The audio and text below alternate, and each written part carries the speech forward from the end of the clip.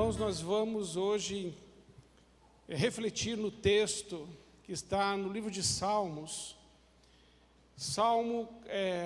capítulo 1, ou Salmo número 1,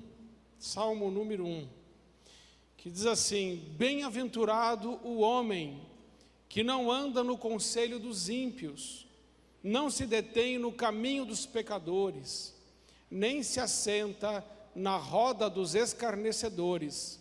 Antes, o seu prazer está na lei do Senhor, e na sua lei medita de dia e de noite. Ele é como uma árvore plantada junto à corrente de águas, que no devido tempo dá o seu fruto, e cuja folhagem não murcha, e tudo quanto ele faz será bem-sucedido. Esse é o título do sermão. Tudo quanto eu fizer, eu serei bem-sucedido. Então, como ser bem-sucedido? É o título do sermão. Como ser bem-sucedido? Os ímpios, diz o versículo 4, não são assim. São, porém, como a palha que o vento dispersa. Por isso os perversos não prevalecerão no juízo, nem os pecadores na congregação dos justos. Pois o Senhor conhece o caminho dos justos, mas o caminho dos ímpios perecerá. Amém. O versículo 1 diz: bem-aventurado o homem. Bem-aventurado, esta palavra significa feliz, mas na verdade, na raiz dela significa mais do que feliz, significa muito feliz, muitíssimo feliz. Está falando de uma felicidade plena, de uma felicidade que o mundo não pode oferecer, de uma felicidade que o dinheiro não pode comprar, de uma felicidade que o homem pelas suas mãos não pode conquistar. É esta felicidade que está sendo escrita ou descrita neste verso primeiro, quando diz bem-aventurados. É a mesma bem-aventurança de Jesus do Sermão do Monte. Em Mateus capítulo 5, tem o Sermão do Monte, que compreende Mateus capítulo 5, 6 e 7, mas o 5 fala das bem-aventuranças. Quando Jesus diz bem-aventurados os pobres em espírito, ele não está dizendo que é uma pessoa feliz simplesmente, mas ele está dizendo que é uma pessoa muito feliz. E essa felicidade, ela vem do céu. E como é isso? Por exemplo, bem-aventurados os pobres em espírito. O que é a pobreza em espírito? É não ter dinheiro? É não ter estudo? É ser pobre como? A pobreza em espírito é você reconhecer que sem Deus você não é nada. A pobreza em espírito consiste em você desejar ardentemente, de forma apaixonada, a presença de Deus.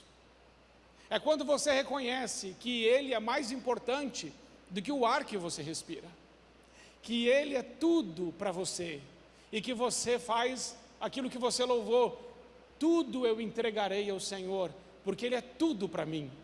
Então essa bem-aventurança, essa felicidade, é uma felicidade que só pode ser alcançada mediante a intervenção de Deus.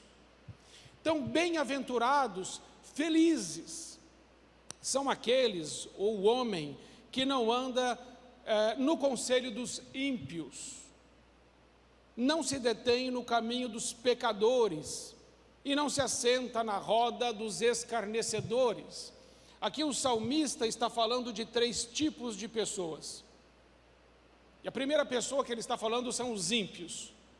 Ele está dizendo: olha, muito feliz, realmente será muito feliz uma pessoa que decide não andar no caminho do ímpio. Quem é o ímpio? O ímpio é aquela pessoa que não conhece a Deus. E a pessoa que não conhece a Deus, não conhece a palavra de Deus, não tem a Bíblia como seu livro de regra de fé e de prática, não conhece a verdade das Escrituras, essas pessoas também têm conselhos. Mas o salmista está dizendo que bem-aventurado quem não anda no conselho do ímpio, porque o ímpio, como não conhece a Deus, ele vai dar um conselho a você, por exemplo, acerca do dinheiro. Do dinheiro, vamos começar por aqui. Para o ímpio, o dinheiro é segurança. Quanto mais dinheiro ele tem na conta, mais seguro ele se sente. Se o ímpio estiver sem dinheiro, como ele se sente? Deslocado, desvalorizado, se sente um nada ou um ninguém. Para o ímpio, você vale o que você tem. Você vale quanto você possui. A segurança está no dinheiro. Então o ímpio tem conselhos, por exemplo, acerca do dinheiro, que colocam o dinheiro como um Deus, que colocam o dinheiro num trono. O problema não é você ter dinheiro, o problema é o dinheiro te ter. Não tem problema de ter dinheiro no bolso, o problema é entesourá-lo no coração. E o ímpio entesoura o dinheiro no coração, como Jesus disse naquela parábola daquele homem, que ficou tão rico que disse: eu vou construir para mim mais um celeiro, porque eu já não tenho aonde guardar tantas coisas. E olhando tudo que tinha, disse para a sua alma: come, bebe, folga, ó minha alma. E Jesus disse: louco, hoje mesmo vai ser pedida a sua alma. E o que pode dar o homem em troca da sua alma? Feliz aquele que não anda no conselho do ímpio, porque o ímpio usa as pessoas, mas ama as coisas. Pessoas se tornam números. E tem muitos evangélicos, ou que se dizem evangélicos, que estão dando mais valor ao dinheiro do que às pessoas.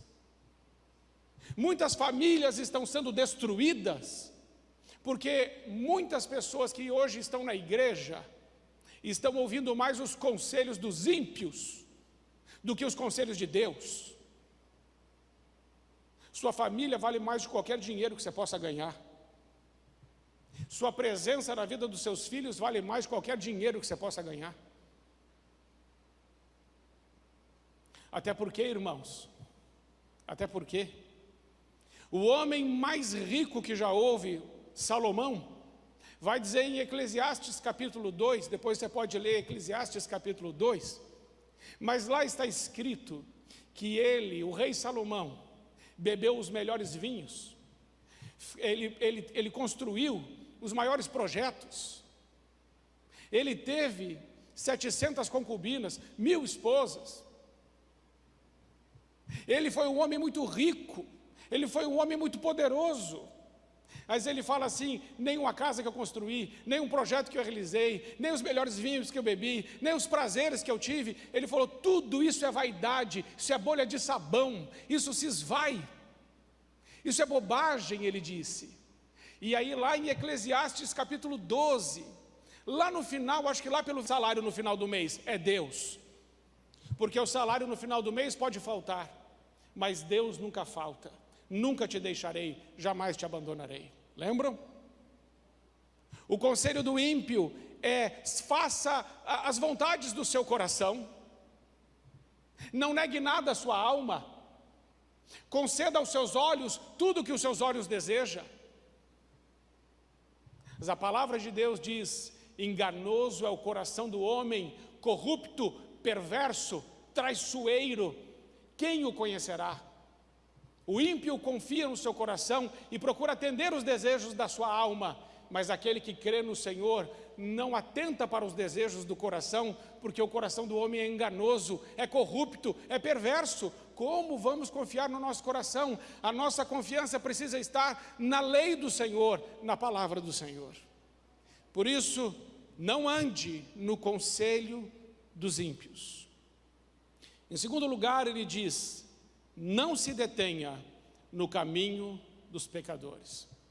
A grande diferença entre ímpio e pecador: o ímpio não conhece a Deus, mas os pecadores são aqueles que conhecem a Deus e decidem muitas vezes permanecer no pecado. Eu conheço a Deus, eu conheço a palavra de Deus, e eu posso me deter no caminho dos pecadores. Eu já atendi gente no gabinete pastoral, não aqui, em outro estado, que disse para mim assim: eu não vou largar esse pecado porque eu gosto de pecar. Eu tenho prazer de fazer isso. Eu gosto do pecado. Existem pessoas que estão vindo na igreja e adulterando, estão se detendo no caminho dos pecadores, estão permanecendo no pecado, convivendo com o pecado, permitindo o pecado nas suas vidas, cauterizando suas consciências e já não sentindo mais a tristeza por ter pecado, por ter entristecido a Deus. Irmãos, isso é algo gravíssimo. Quando a nossa consciência é cauterizada, quando a nossa consciência não queima mais de dor porque nós pecamos contra Deus. Deus ama você, mas toda vez que eu e você pecamos, nós entristecemos o Espírito de Deus. Toda vez que eu e você pecamos, nós nos afastamos de Deus. Mas quando confessamos os nossos pecados e nos aproximamos de Deus, Deus se achega a nós novamente. Agora, se deter no caminho dos pecadores significa continuar na prática do pecado. Se você fizer isso, certamente não será bem sucedido. O sucesso passa pela santificação. E a santificação consiste em abandonar a prática do pecado.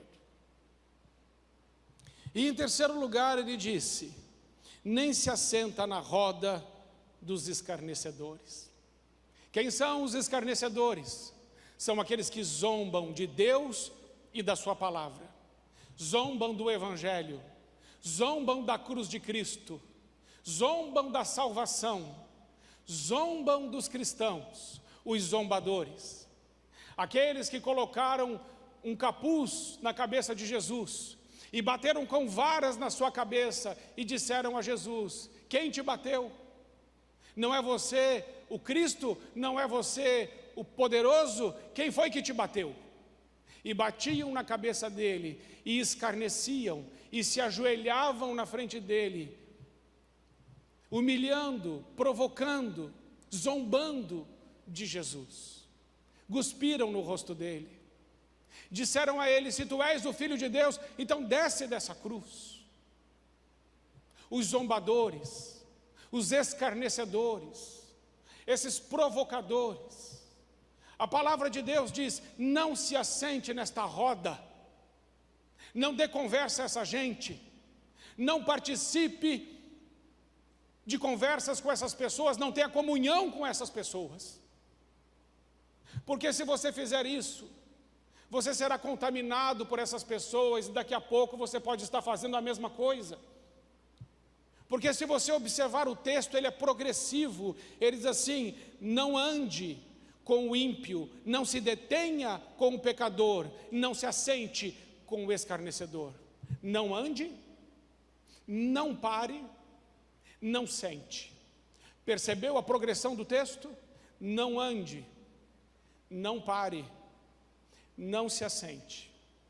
Esse não é o seu caminho. Nem com o ímpio, nem com o pecador, nem com o escarnecedor. Seja luz para essas pessoas.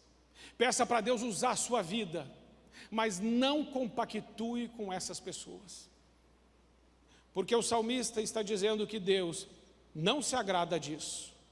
Antes, agora o aspecto positivo, versículo 2: o seu prazer está na lei do Senhor, e nessa lei medita de dia e de noite. Oh, irmãos, ler a palavra, meditar na palavra, extrair da palavra vida para a sua vida. A palavra de Deus é vida, a palavra de Deus é poderosa, a palavra de Deus é como uma espada, a palavra de Deus não volta vazia, a palavra de Deus não é só uma palavra, é o próprio Cristo, o verbo se fez carne e habitou entre nós, cheio de graça e de verdade. Meditar na palavra é se aproximar de Deus, meditar na palavra é ter intimidade com Deus, meditar na palavra é confiar em Deus, meditar na palavra é ter segurança na palavra de Deus, meditar na palavra é ter a palavra de Deus como um trilho, como uma bússola, como um GPS. Meditar na palavra não é andar sobre minha própria direção ou a direção do mundo, mas é escolher viver na direção de Deus. Meditar na palavra é eu me proteger de todos esses conceitos, dessas ideologias,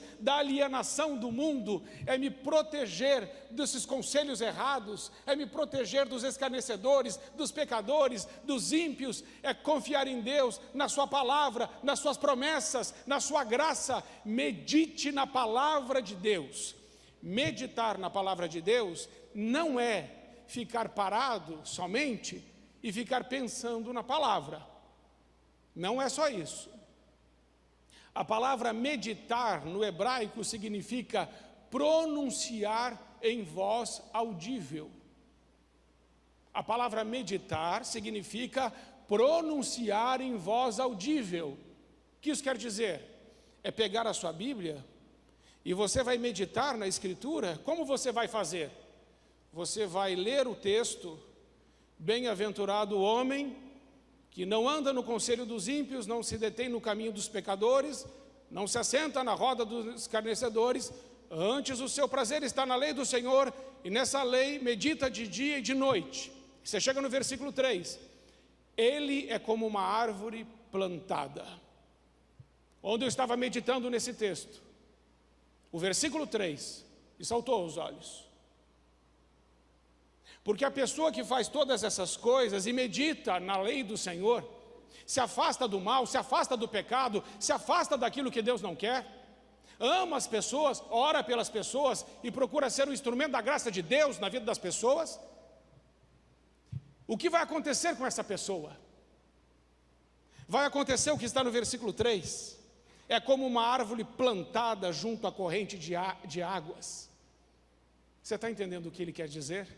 Ele está querendo dizer o seguinte, que quem faz essas coisas, Deus o plantará junto à corrente de águas.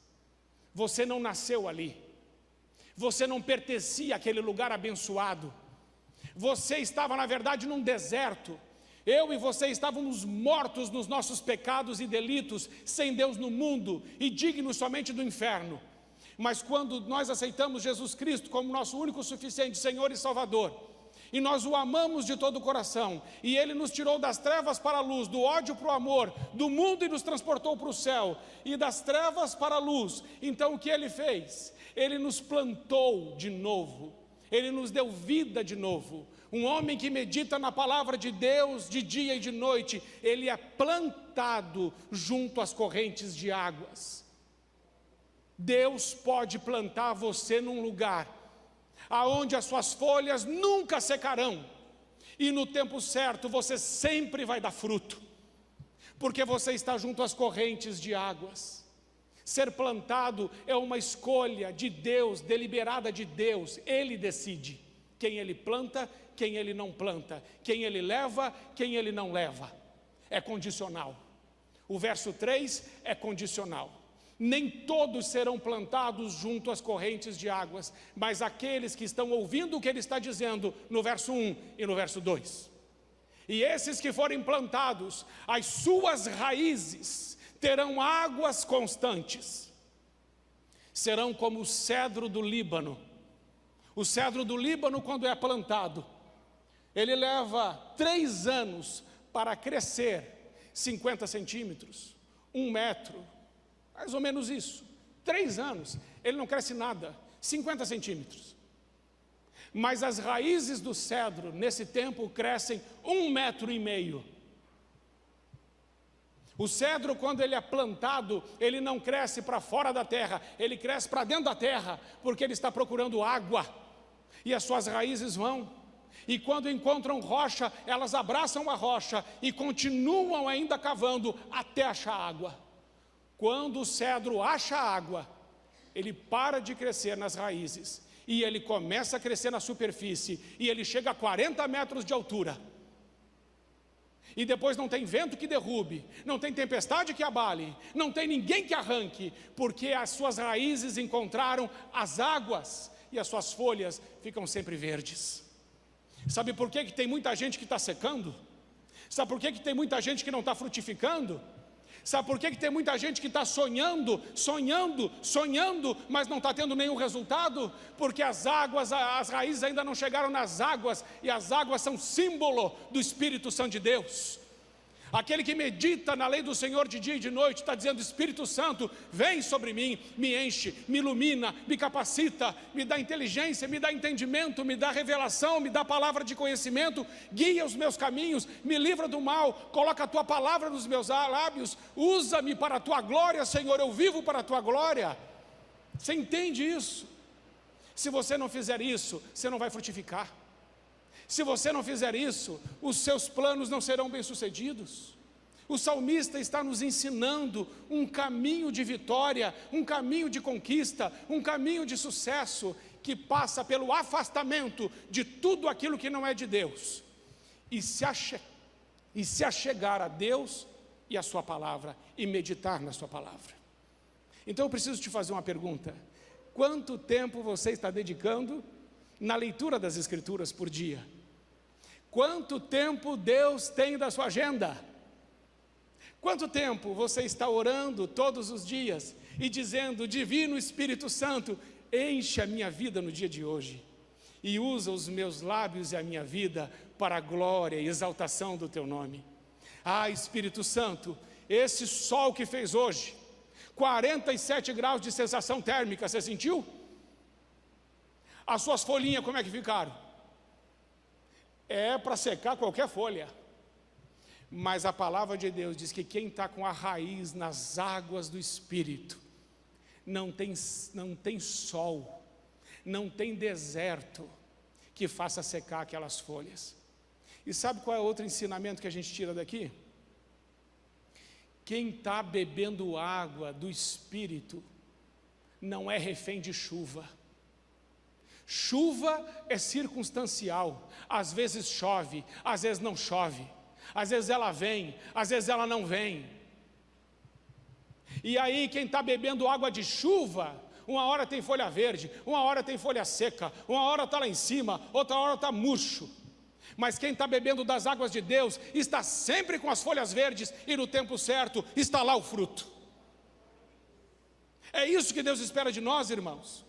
Senão nós vamos ser aqueles crentes bipolares, espiritualmente bipolar. Uma hora é glória a Deus, outra hora fala assim, misericórdia. Uma hora é assim, Deus está comigo, a outra hora fala assim, Senhor, me leva de uma vez que eu não estou mais aguentando. Não é assim. Nós precisamos ser aqueles cristãos que as nossas raízes estão fincadas no Espírito Santo de Deus. Aquelas raízes que abraçam a rocha, que é Jesus Cristo. Somente assim nossos planos serão bem-sucedidos e nós seremos inabaláveis no Senhor. Aí não tem vento, não tem tempestade, não tem sol quente, não tem a adversidade que possa nos derrubar. E tem mais. Quando você bate no cedro do Líbano, ele exala perfume. Quando batem em você, o que você exala? Ah, pastor, eu sou igual o boticário. Eu faço uma ideia. Mas quem está com as raízes no Senhor, está bebendo das águas de Deus. Quando é agredido, não tem uma palavra de raiva dura, de vingança. Quando é agredido, pode exalar um bom perfume. Que possa ser assim na sua e na minha vida. Porque as agressões virão. E quando elas vierem, que o agressor possa sentir em nós o bom perfume de Cristo. Amém? Pois ele continua dizendo, os ímpios Vou ler o versículo 3 todo. Então ele é como uma árvore plantada junto à corrente de águas, que no devido tempo dá o fruto e a sua folhagem não murcha. Versículo 4. Os ímpios não são assim. São, porém, como a palha que o vento dispersa. Oh, irmãos, que contraste. E que diferença faz o salmista entre aquele que crê e o que não crê. Entre aquele que serve a Deus e o que não serve a Deus, entre aquele que está caminhando na lei de Deus e aquele que não está, porque ele diz que aquele que está no Senhor, ele é como uma árvore, e ele é plantada junto aos ribeiros das águas, e as suas folhas nunca murcham, e no tempo certo ele frutifica. Mas os ímpios não são árvores, os ímpios são como uma palha, e a palha o vento leva para onde quer. Por isso o apóstolo Paulo nos ensina que nós não devemos ser levados de um lado para o outro por qualquer vento de doutrina. O ímpio toda hora muda de ideia. O ímpio anda de acordo com o vento. Se o vento parece favorável para lá, ele vai para lá. Se é favorável para cá, ele vai para cá. Ele fica cocheando entre dois senhores. Ele não sabe o que significa o que Jesus disse: aquele que não está comigo está contra mim, e aquele que não junta comigo, esse espalha. O que Jesus diz é: escolhe um lado, ou você está comigo ou não, ou você me ama ou não, ou você me serve ou não. O cristão já escolheu o lado, é Cristo, é segui-lo, é servi-lo. E por isso um cristão que está no Senhor, ele é inabalável, mas o ímpio não. Ele é como a palha que o vento leva. A primeira tempestade que vem, a sua casa desmorona. O primeiro problema que aparece, tudo vai pelo ar.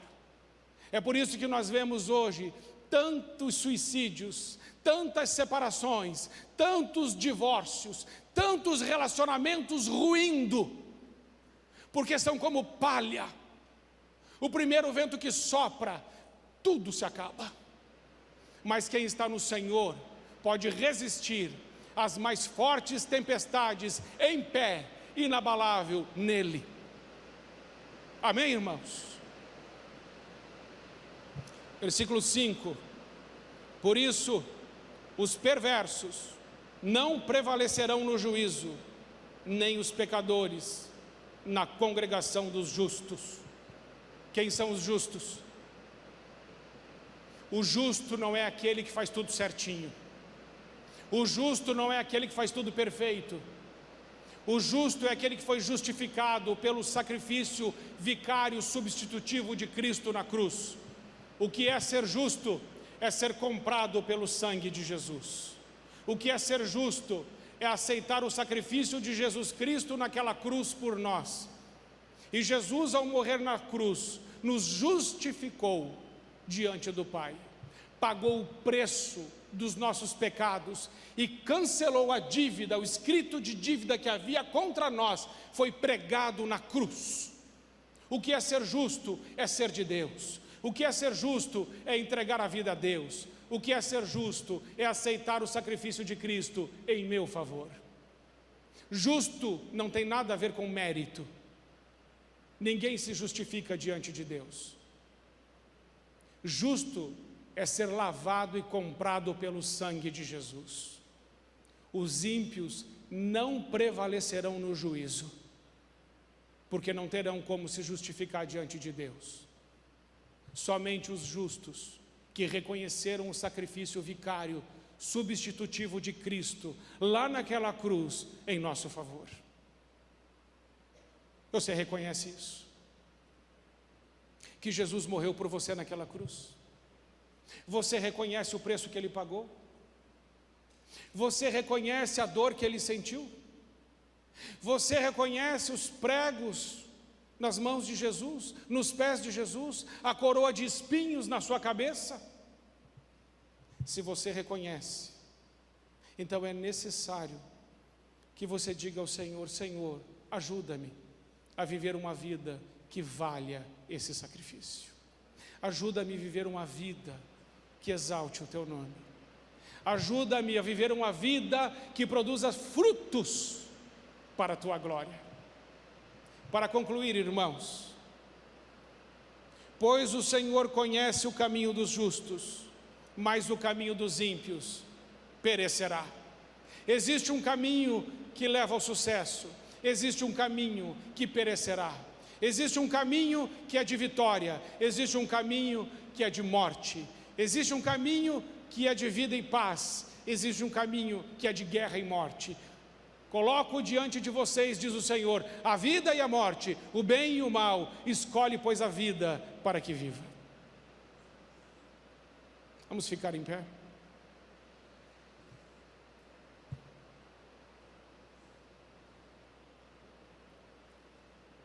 Eu sei que você escolheu o caminho certo. Eu sei que você já decidiu andar com Deus. Senão, talvez você nem estivesse aqui. Mas eu preciso te dizer uma coisa. Se você entende que você fez escolhas que colocou você junto com os pecadores, com os zombadores, com os ímpios, você hoje precisa pedir perdão a Deus. Você hoje precisa reconhecer diante de Deus que você escolheu um caminho que Ele não quis, e que esse caminho é um caminho de morte e não de vida. Mas agora você pode dizer a Deus: Senhor, eu quero te pedir perdão, e eu quero colocar o meu caminho no seu caminho. Eu quero caminhar o caminho da justiça, o caminho da retidão, o caminho da santidade. Mas eu me associei muitas vezes a essas pessoas e a esses conceitos por causa dos meus interesses, dos meus desejos, das minhas paixões, porque eu quis coisas. Mas agora eu quero renunciar a essas coisas, e eu quero dizer ao Senhor que eu quero te entregar tudo, e sobretudo os meus caminhos. Porque não se engane, este fruto que está escrito aqui na palavra de Deus é um fruto que glorifica a Deus, não é um fruto para você comer. Você sabia que a árvore não faz fruto para ela? Você já olhou a árvore? Por acaso alguma árvore produz algum fruto para ela mesma? É claro que não. Toda árvore que produz fruto para quem a plantou. E você é de Deus, e você foi plantado por Deus. O seu fruto não é para você, o seu fruto é para Ele, o seu fruto é para a glória dEle, o seu fruto é para louvor dEle, o seu fruto é para engrandecimento do nome dEle. O fruto não tem a ver conosco, o fruto tem a ver com Ele. Por isso Jesus disse: pelos frutos os conhecereis. Não pode um espinheiro produzir figos ou uvas. Então agora eu quero que você deixe o seu lugar para a gente fazer uma oração de consagração de caminho, uma oração onde você vai dizer a Deus: Senhor, eu estou colocando agora aqui no altar a minha vida, e eu estou renunciando a todo o caminho que não glorifica o Teu nome. Porque este ano, cada fruto que eu der será para Ti, e somente para Ti. Deixe o seu lugar se você quer fazer essa oração, e vamos orar juntos em nome de Jesus. Frutificar para o Senhor. O fruto não tem a ver com o que você quer, nem com o que eu quero. O fruto é para a glória de Deus. Então venha e pergunte para Deus: Senhor, que frutos o Senhor espera de mim? O que o Senhor espera de mim? Porque é o Senhor que me plantou. O que o Senhor espera que eu entregue ao Senhor? Porque você existe para a glória de Deus. Vem, vamos orar juntos, em nome de Jesus. Pode chegar mais para frente, chegar bem para frente, para a gente orar juntos. Vamos orar juntos.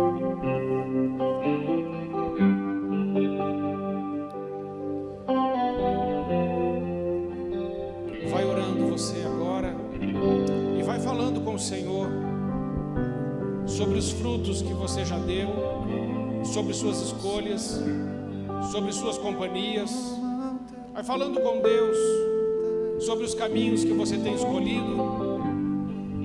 Coloca tudo isso diante de Deus. E sobretudo diga ao Senhor: Senhor, a partir de hoje eu estou tomando uma decisão de entregar tudo ao Senhor, porque eu quero ser plantado na beira dos riachos, dos ribeiros do Senhor. Eu quero ter prazer em meditar na Tua palavra, Senhor, de dia e de noite. Eu quero ter prazer na Tua companhia e quero ter prazer na Tua presença. E eu quero dar muito fruto para a glória do Teu nome. Senhor, em nome de Jesus, nós colocamos todos nós, nossas vidas diante de Ti. E nós estamos começando o ano de 2022. E nós começamos esse ano declarando que todos nós que estamos aqui em oração, nós escolhemos não andar no caminho dos ímpios. Nós não nos detemos com os pecadores. Nós não nos assentamos com os escarnecedores. Mas declaramos que nossa noite, nós declaramos que o nosso prazer está na lei do Senhor, na palavra do Senhor. E essa palavra, ela vai nos guiar pelos santos e retos caminhos do Senhor. Pai, nós temos prazer na Tua palavra. Agora, Senhor, em nome de Jesus Cristo, planta-nos junto aos ribeiros de águas, Senhor, em nome de Jesus. Planta-nos no lugar onde tem a rocha, que é Cristo, onde tem a água do Espírito que nós precisamos. Planta-nos, Senhor, porque nós queremos ser como essas árvores, que suas folhas não murcham, e que no tempo certo, quando o Senhor vem ver o fruto está ali para o Senhor, para a sua glória, para o seu prazer. Livra-nos, meu Deus, de sermos como palha. Livra-nos, Senhor, da iniquidade e do pecado. Leva-nos a uma vida de santidade, em nome de Jesus.